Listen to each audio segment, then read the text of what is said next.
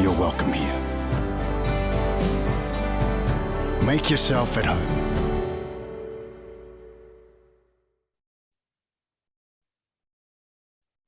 Hello, welcome everybody. Thank you very much for joining us.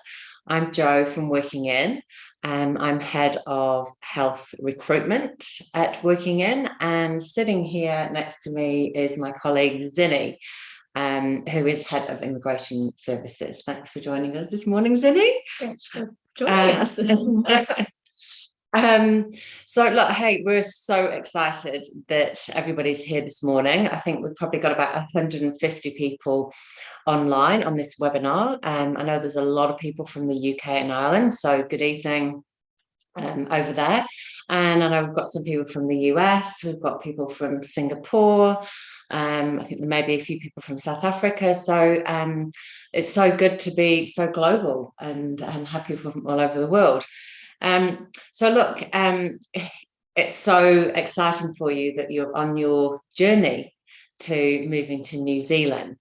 Zinni and I have both done this ourselves, and we've both been here for many, many years. So I'm just going to hand you over to Zinni to do a little introduction of herself. So Zinni, tell us what your role is and what you love about New Zealand. Yeah, thanks, Jo. And hi, everyone. Thank you all for joining us today or tonight or this afternoon, whatever the time is at your place. So yeah, my name is Zinni. I am a licensed immigration advisor. I also head up our team of very large team of licensed immigration advisors now. We have 18 advisors in total. And each of our advisors are supported by their administrator, so we can, ensure that there's a smooth process when we are assisting you with your visa. So what do I love about New Zealand? I mean, there's so much to say. I think, like you said, we both made the move here, so we're migrants ourselves, and over the years we have made New Zealand our home. I love how it's so accessible to the beach, so accessible to nature. I mean, it's winter now, so it's a little bit wet and windy, but in the summer it's just so beautiful.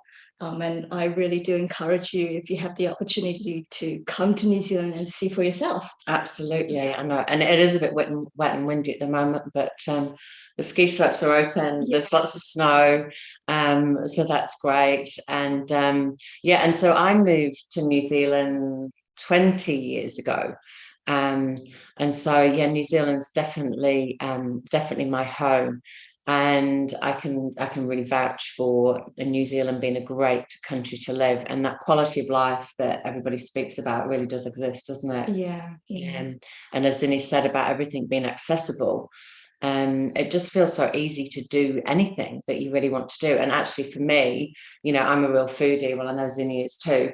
And so we've got some of the top restaurants, top chefs. So it's not just about beaches and nature, right? It's culture. It's culture, get some variety. Food, and even adrenaline, if you want the adrenaline, although that's not my thing. But anyway, I know we're home to the invention of the bungee jump. So AJ Hackett. So if you're into that kind of thing. So just a little bit of background about our business Working In. And so Working In has been around for over 20 years, and we've helped thousands and thousands of people from offshore move to New Zealand. And that's our DNA. That is what we do. And there's two key functions of our business, and one is recruitment. And as I said previously, I head up the health recruitment division, and the other is immigration.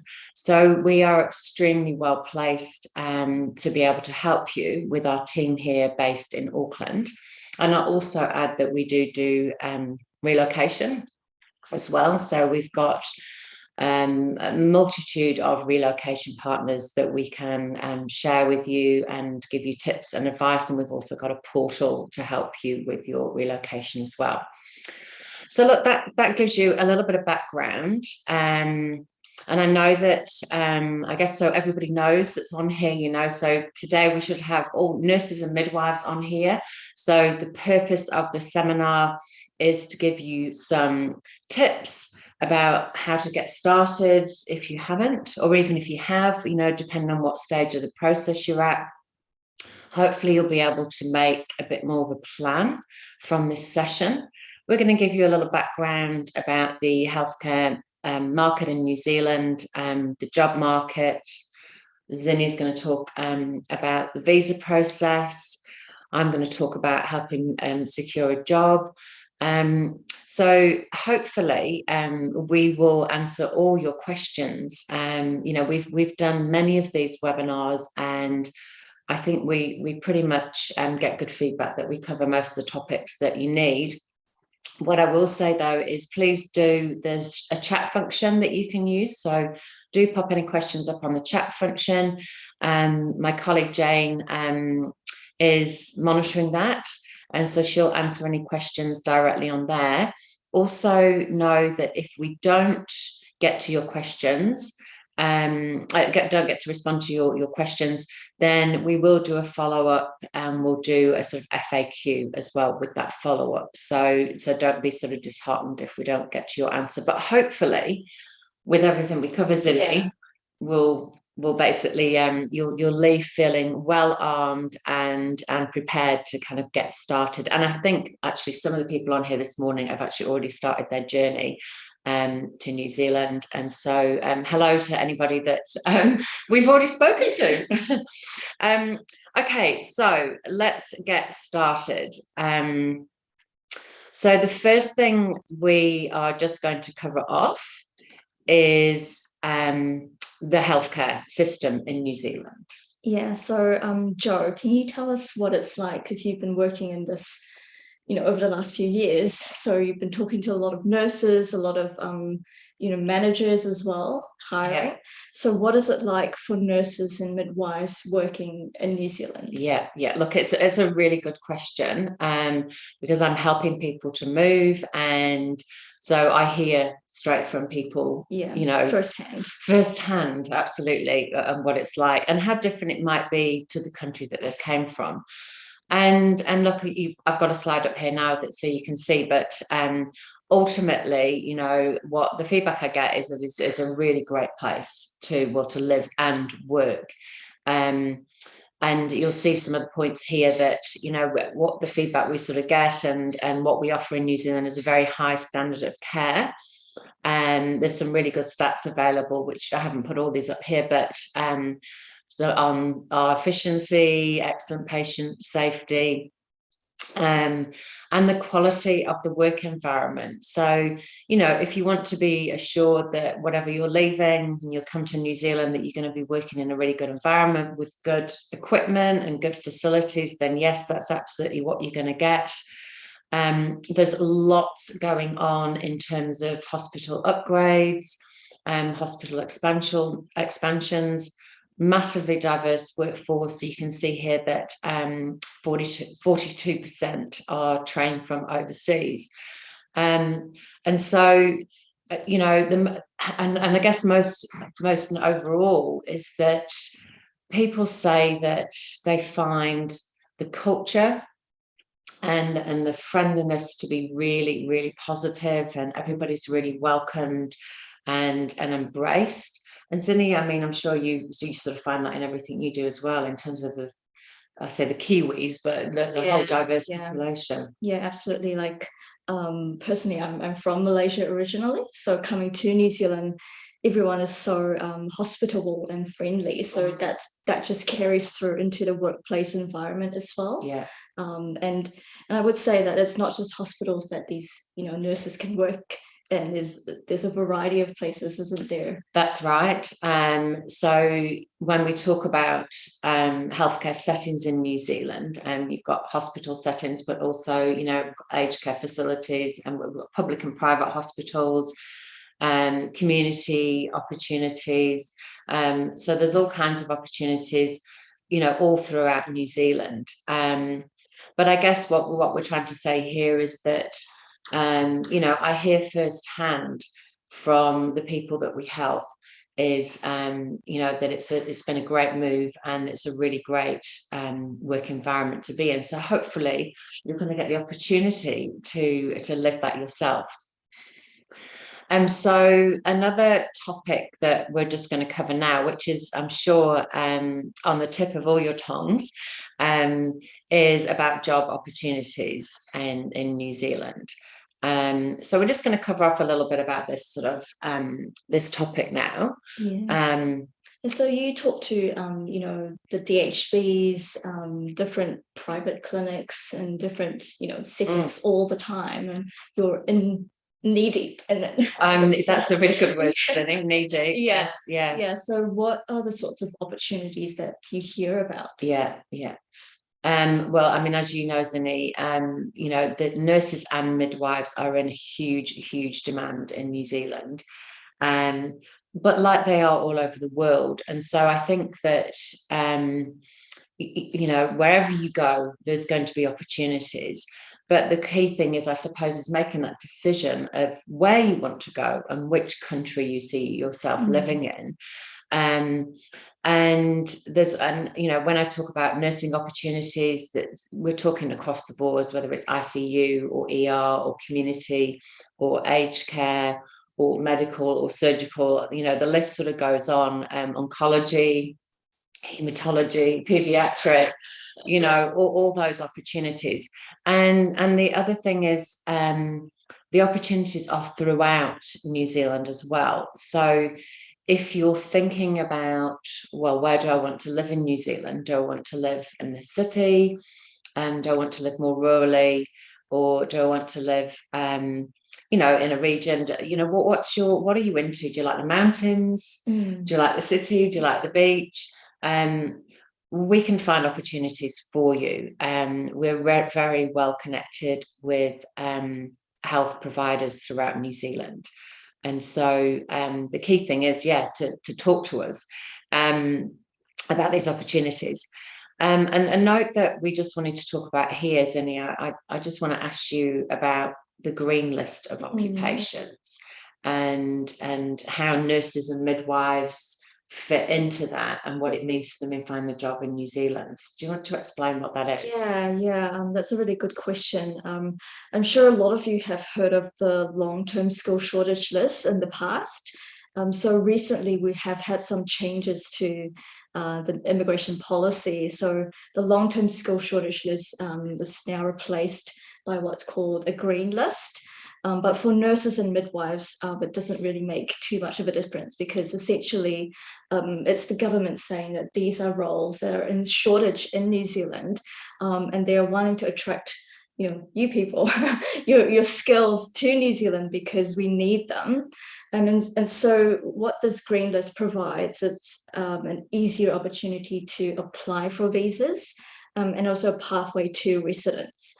So employers do have to go through a process to be able to hire migrants. So they have to be accredited, and it's also to protect your interests. So I was going to say that. What does it mean? Why does an employer need to get accredited? And it's all in the benefit of the migrant, migrant worker. It's to make sure that they actually have they're fit to employ. So I know most employers are, you know, they've been employing for a long time, but for migrants specifically, the government wants employers to have specific processes in place. So that if a migrant comes into a new country, the employers have processes to welcome them, to settle them in, and also to look after you. So that's essentially what the accreditation is. And we know that most healthcare providers are applying for accreditation or already have it.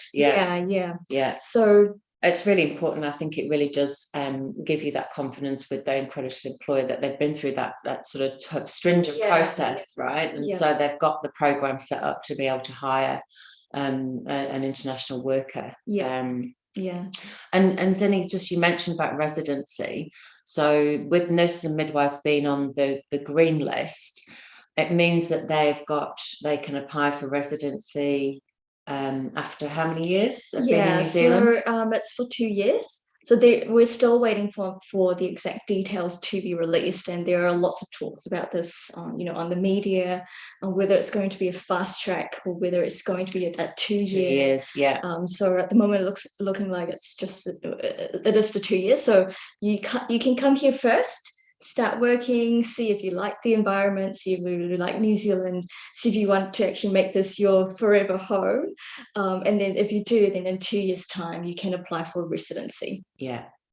But as Zinni said, there's a bit of lobbying at the moment to say, well, nurses should be on the fast track. So we'll see what happens there. But I think it's also important to note here that we know that not everybody wants to make New Zealand their forever home. Some people want to come for an experience. And so that's also okay. You might want to just come for a couple of years to work, to travel. And then I know equally, we help lots of families that want to move here permanently as well. So there's options for everybody. And so, yes, on the job front, just to summarize that point, is, talk to us. There are lots of opportunities, and also I'll make a note here as well for midwives that are with us today, is that in New Zealand, midwives moving to New Zealand need to be employed in a hospital setting. You can't go immediately into a community setting. And the reason for that is that you need to be, you're self-employed basically when you are going into the community setting, a lead maternity carer. And so to get a visa, you need to have either a fixed term or a permanent job offer. So you can't be self-employed. So I guess it's just being aware that if you are a midwife and you want to move to New Zealand, just know that you'll need to start off in a hospital setting. So hopefully that helps.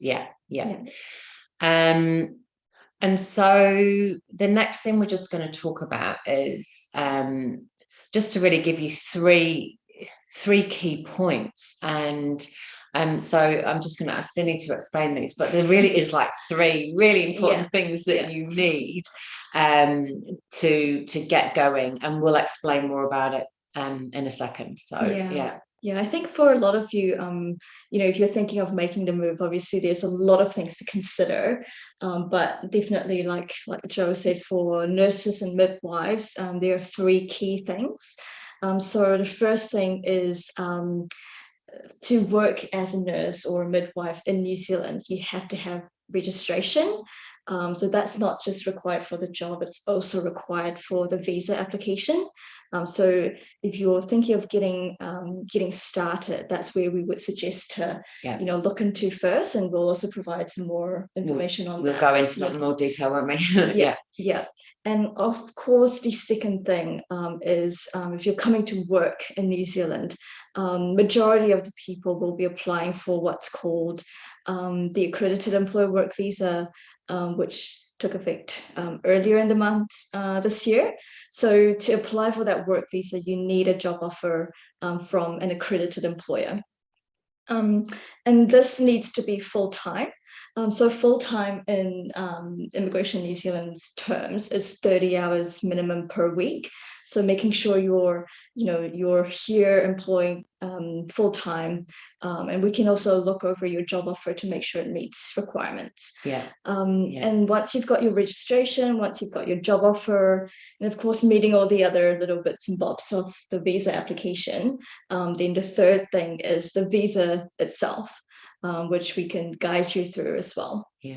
And so basically, if you want to come and work in New Zealand, before you can move here, then registration, job offer, and then you can secure your visa. And then once your visa is secured, you can move here. So those are the things, and in that order as well, right? So if you're kind of getting prepared and you're thinking, oh gosh, I don't know where to start, I'm so overwhelmed, and I know lots of people will be Googling or on Facebook groups and things like that, we sort of hear it all the time, and there's so much conflicting, but a lot of advice out there that it can just be so overwhelming. So it's just make yourself that clear path and go, right, well, the first thing you really need to do is to get started with your registration. So that is what we're going to talk about now, is the requirements for registration. So as Zinni just explained, if you want to practice as a nurse or a midwife in New Zealand, then you have to have registration, much like you will do in your current current capacity. And so the first thing here is, so we've got the Nursing Council of New Zealand and the Midwifery Council of New Zealand. So I know that we do have a lot of people up here from the UK and Ireland. So what I will just say there is, and in other countries too, actually, that the Nursing and Midwifery Council are one board. But in New Zealand, they are separate boards. So a nurse applies to one council, a midwife applies to another, and there are slightly different processes. So what I would suggest is that you go, and we'll send you these links in the follow-up email. But if you go to the Midwifery Council website and look at how to get registered as an overseas qualified midwife, and then, you'll need to submit all your documents and wait for approval. Now, I would say that process is going to take you about 4 months. 4 months Yeah. for both. So here's the catch. So for nurses, it is slightly different. And I know that it can be a little bit challenging. And so we do offer support here. But for nurses, there's 2 key steps for the process. One is you need to get your documents verified by an organisation based in the US. They're a verification agency, and they're called the CGFNS. Again, we'll send it. I hate that acronym. I often get it the wrong way around. And so you can't apply to the Nursing Council until you've had everything verified by the CGFNS. And that's from wherever you are in the world. If you're moving to New Zealand, that is the process. So that's just for the nursing. That's just for nurses. So midwives can go straight to the Midwifery Council, nurses CGFNS, and then once that's approved, then they will send all your information to the Nursing Council, and the Nursing Council will invite you to apply for your registration. So when people ask, when should they start the registration? If you're serious of making a move, it would be now. Absolutely now. Look, I think that having your registration, well, not necessarily in place, but starting it shows a prospective employer that you're actually committed to that process. Because if it's still just a thought and you're applying for jobs, then it doesn't really show that you're committed or prepared. And that's what we hear every day, isn't it? The employers looking at all these CVs, and then this person has registration, so they're going to jump on that person. Absolutely. And the other thing is as well, Zinni, is that there's an unknown time frame in that. If somebody hasn't even started their registration, then it's like, well, are they going to be here in 6 months, 12 months, 2 years? And the nursing registration can take sort of 4 to 6 months, depending on how long it takes you to submit all your documentation to the CGFNS, because you've got that kind of extra step. How much does all of these processes cost? Yeah, well, it's a kind of staged process. And so you can expect it's sort of about $1,200 for roughly for each, midwifery and for nursing. And I certainly know with nursing, you are going to pay for your verification, and then you're going to pay for the nursing registration, and then you pay for your APC. So it's not all that money isn't all kind of required all at once. But again, we've got all that information if you want some advice on all the details of the cost. So do we assist with the registration itself as well? We do. Application? We can't submit an application for somebody, but what we do is we can give you advice and we can be your support person. So if you're having challenges, we can ring the council on your behalf, or just recommend what to do if you're stuck. But unfortunately, we can't actually do that application for you, but we're just here for you if you need that sort of helping hand. So I guess the big take from that is, if you haven't started your registration, get started now. That's your number one priority, if that's the only thing you take from the kind of session today, really. And actually, I'm just going to make a note here about the English language requirements. Because we have people from different countries. That's right. And so With your registration, then there are English language requirements. And so if you are not from an English speaking country, or you haven't qualified in an English language, or you're not currently registered in an English speaking country, then you may need to take an English language test. And the two tests are IELTS and OET, and there's specific standards you need to meet for those. So you won't be able to get your registration without having passed one of those tests. Yeah. So that's. But you can redo them, isn't it, for those English tests? Yeah, good point. Good point. If you don't, there's like 4 speaking, listening, reading, and writing. Yeah. So there's 4 sections to it. And so if you didn't meet one of the scores in one of the sections, then you can redo it, but they'll still take into account the scores that you've already passed on. And you've got 12 months, that's right, isn't it, to sort of redo that test. Yeah. So for those people that need to do that, I would even suggest you could start your registration, submitting your documents, but get booked in your English language test as well. And you can do some practice tests, and there's a lot of resources online as well. Yes, there is actually. And actually with nurses, they've been in consultation to reduce the writing from a score of 7 to a score of 6.5 to make it a little bit easier. So we're just waiting for an announcement on that at the moment. So that will also help those people that have maybe been doing the tests and struggling with the writing a bit. So, okay, I'm just checking the time here. Gosh, right, okay, we're already like 25 minutes into this. Time flies, doesn't it? So the next thing we're going to talk about is how to apply for a visa.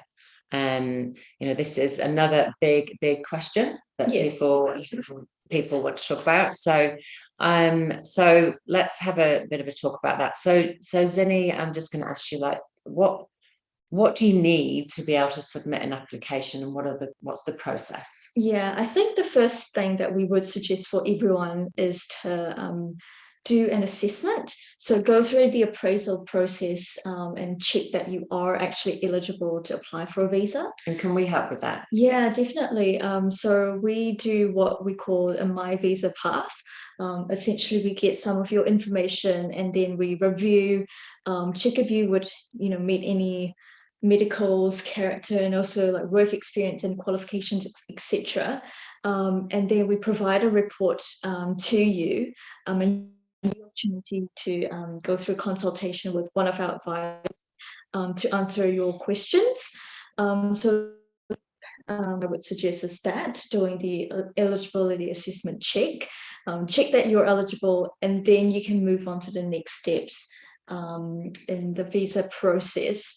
And really, with the visa applications, there are several components. So I've mentioned medical and character. These are 2 mandatory requirements. And we'll also advise you, once you get the process started, when to do these, because they have a limited time, what do you call it? Validity, that's the word. Yeah. So don't get it started yet. Check with us. So you need to get your police checks and medicals done. And we can, as I was just going to say, actually, we can send a link again in a follow-up of so you can book in an appraisal if you want to book in a visa appraisal. It kind of depends what stage you're at in the process, but you might want to understand that. And so obviously you've got the principal applicant, but what does that mean for the family, or if you've got dependents, etc.? So lots of people want to come into New Zealand with their families. So during the assessment, we also ask if you have any, spouses or children, because then we can also check if they're eligible to make the move with you. And if they are, what types of visas they should be applying for, because there's so many different types. There are age limits for children, so that's something to take note of. And then for spouses, there's minimum requirements to be met. You need to have lived together. You need to be, in a genuine long-term relationship, etc. So that's important to know that. And so it's good to kind of get that information from the outset. So if there are any things that might be hurdles, you know Yeah, right from the get-go. because otherwise you could be wasting your time. And actually one of the big questions that I get asked all the time is there an age limit for applying for a visa? I know you do as well. But... For work visa, there is no age limit. I know in the past there are certain categories that had, but for the new accredited employer work visa, there is no age limit. But if you are wanting to apply for residence, down the line, then the age limit is 55. So once you turn 56, you can't apply anymore. So basically you can get your, and how long does accredited employer work visa last for? What's usually the period of time? So good question. So usually these are granted for 3 years. There is a minimum income requirement to get that 3-year visa. And for nurses and midwives, I don't think there is any issues in meeting that requirement. No. There are some people, if you're not registered yet, employers are happy to employ you as a healthcare assistant. In that case, the wage requirement is slightly lower. So it's 25.39. For nurses and midwives, it's 27.76 per hour. So for healthcare assistants, if you meet that 25.39 requirement, then you can get a 2-year visa. And so just actually now that you've raised that about healthcare assistants, Zinni, I will just actually share that if you're in a situation where you want to move to New Zealand ASAP, and you don't want to wait until you've got your registration, then there can be a pathway whereby you get a job as a healthcare assistant or caregiver, support worker, and with a view to then getting your registration when you're in New Zealand and becoming a registered nurse here and then moving into that role. It just depends. And we talk to people that, most people that are currently registered like to get their registration first, but just know that there is a pathway as well. And there are opportunities to do that as well. And the other thing then I will just make here, and I'm so conscious that we are running out of time, we've still got stuff to talk about, is that if you don't meet all the registration requirements, we also have what's called a CAP, a competency assessment program in New Zealand. This is for nurses, and so it's a 2-month course that you can do. It's theory and practice, and that helps you get up to speed to then be able to get your New Zealand registration. That's usually if you're coming from a non-comparable health system in New Zealand, so that's just something else to consider.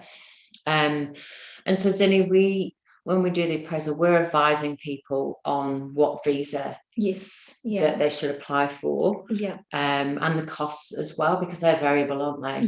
So different visas have different costs. So we will give you an idea of what that is. Depending on your age, some people you're young, maybe you can come on a working holiday visa rather than an accredited employee work visa, so that might be an option to you if you want to work and holiday at the same time. Exactly. So I said, what we're saying here is there's options. The services generally are, we're providing consultation, advice, support. We hold your hand throughout the whole way, because we know you've got busy lives as well. You've got your own day to day, so we guide you through that process. So it's a real step by step. We try not to overwhelm you as well with that, because it can be very overwhelming, and we want to make sure that you apply for the right visa that suits you. You're not paying for something that you don't want, even, or delay your process. That's the other thing, is you can get really stuck in that process as well. And so if you want to use our service, then we're here. And that starts with the appraisal, and then we give you guidance from there. So, and as Zinni said, we've got a very large team of licensed immigration advisors. So, okay, so we're just going to talk a little bit now about getting a job in New Zealand, because I know that that's also a very big topic. That is the second thing that's required. The second thing, so you've got your registration. And we probably got it a little bit the wrong way around. We should have done the registration and then the job and then the visa. But anyway, but you get your visa process started before you find a job. Yeah. And actually, again, if Zinni, you always come with some really good points, is that you can do things concurrently. That's right. So you don't need to complete one before you do the other. So you can start with your registration. Get the appraisal done. But also you can be talking to us about the job process and getting sort of engaged in that as well. So whilst there is 3 things, you don't need to wait till one's finished before you do the other. Okay, so getting a job. What is the best way? Because people always say, how do I find a job in New Zealand? Yes. And you're talking to employers and people, candidates all the time. What is your tips? My tips. Yes, there are quite a few tips here. And I guess the number one thing I will say is don't just fire your CV off to lots of employers and sit and cross your fingers, because you're more likely than not be disappointed. And I find that all the time. I get people coming to me and saying I haven't been successful in finding a job. So the thing is that I always say is just be prepared. Think about, have your CV ready, and up to date. And up to date. Make sure it's current and has all your experience on there. It's about getting what we call is getting job ready, because you want to be appealing to an employer in New Zealand who might be flicking through hundreds of CVs. And they also go, this candidate's local, this one's from overseas. So how do you make yourself put yourself in the best position to be competitive as a candidate in the market? So I would say be really focused. So don't try and change your career. So stay in the same role, continue on that same pathway. Think about where you want to live. You want to work big hospital, small hospital, private, public system. Think about what is going to suit you best. And what city, what town, and take that targeted approach to that. Obviously, you've got started with your registration, so you can say that you're sort of committed to that. And I'm just going to pop another slide up here that just to talk through this quickly is that there are definite ways to increase your chance of securing a job. And what I will say is that your choice is to do it yourself or you use an agency in New Zealand. And using an agency in New Zealand means that you've got sort of help on the ground here, and there is no cost. So using a recruitment agency, I will point out there is no cost to using a recruitment agency. In terms of securing you a job. Yes, there are costs for the visa, and you can have costs for relocating, but there's no cost of that. So we'll just very quickly go through, what we do, because we'll send you a link at the end of this this webinar to complete some information, and we'll review that, and then you'll have the opportunity to meet with myself or one of the health recruitment team for a consultation.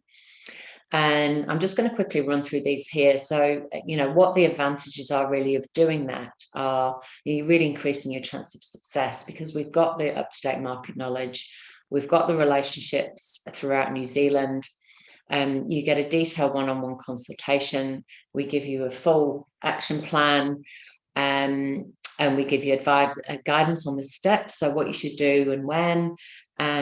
We have jobs that aren't advertised. We're working with employers that basically are not necessarily advertising those roles on job boards. Yes, because it might not have come up yet. It might not come yet. Like there's projects that I know, hospital is expanding, and they're going to be opening some new wards in 12 months' time.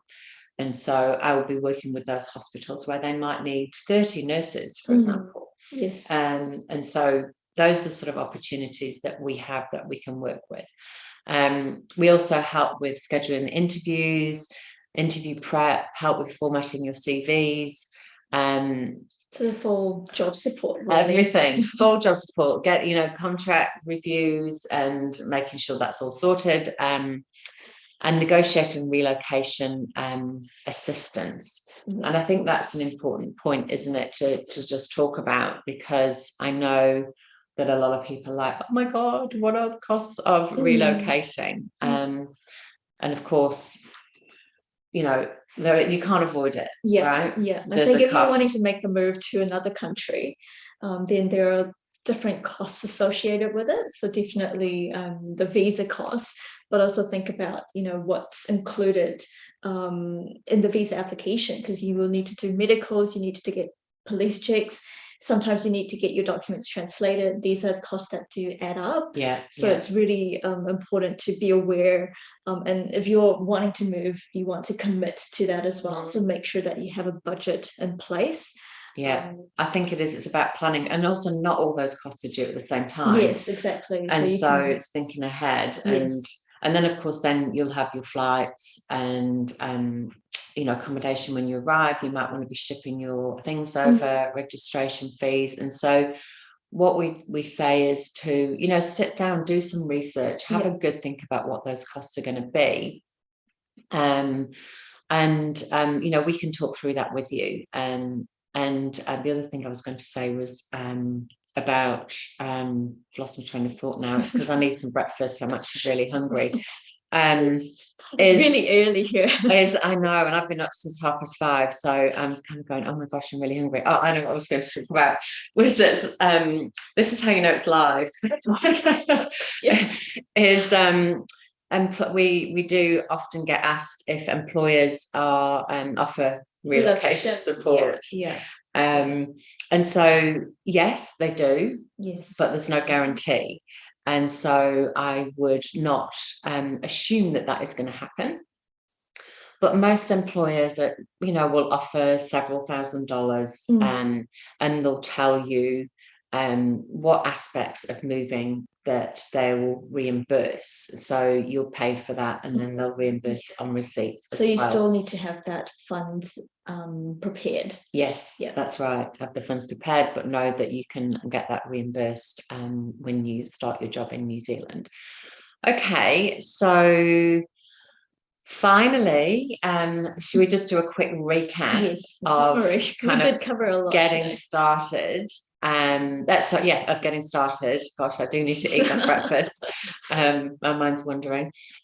So I think the number one thing which has probably come through is that sort of preparation. Yes. And we're here. Is engage with us. We've got a large visa team. Yeah. We've got lots of support from. We've got the health recruitment team. And so it's get started. So should we just run through some of these points here that you can see on the screen at the moment? So you're gonna check that you meet the registration requirements. So go onto the registration board websites and have a look at that checklist. Do the appraisal with us. Do the appraisal. So make sure you're eligible for the visa. The cost of relocating. So just have a bit of a plan and put a budget together. Update your CV. Yes, make sure it's all updated. Yeah. So it's prepared to, send up to an employer. Yeah. It's updated. Yeah. Do your research. I just think think about where you might want to live. Yeah. And know a little bit more about New Zealand. Yeah, that's a really good one. And the time frames for moving is as important as are you moving in 12 months, 2 years, 6 months, 3 months? Have a bit of a time frame, have a goal, right? Because otherwise work towards it. Because it just moves, doesn't it, if you're not careful. So if you think, well, I want to be in New Zealand in February 2023, then that's really doable. I mean, if you start now, you can be here in 6 months, basically. Yeah, exactly. And that's the important thing, to start now. Yeah, absolutely. And I suppose the other message I would say is don't get overwhelmed. Do one step at a time. That is what it takes. It's just one step at a time. And so look, I really hope that you've taken some good tips from the webinar this morning. And I suppose the key thing now is, well, yes, you kind of know what you're going to do next, but there is something you can do that's going to really help. And I know that my colleague Jane is going to post this in the chat now, she's going to post a link. Now, this link just asks you to fill in sort of maybe 6 or 8 sort of key questions. It'll take you a minute to complete. Yeah, probably not even that, just to give us some more information about you so that we can review that and understand your plans, your current circumstances, and know how we can help you. And that means then we can sort of point you in the right direction, arrange a consultation, suggest you book your appraisal. And so really that is, in fact, that's probably the next most important thing, actually. So that's the lever way is if you want to use, if you want some assistance with your move, then please complete that link, and we will be in touch with you all personally to follow through and guide you on what your individual steps should be. Okay, have we got anything else to add? I don't think so. Quite a lot. Yeah. Hopefully we've given everybody lots to think about, and but also a guideline of what to do next. Yes. Yeah. And as I said at the beginning, we will follow up with an email and just with a summary and some of those key links that you'll be needed to know. So thank you very much, everybody. I'm going to have some breakfast. Get our day started. Yes, exactly. So good luck, and hopefully we look forward to welcoming you to New Zealand very soon. Yes. Thank you so much. Thank you, everybody. Bye-bye.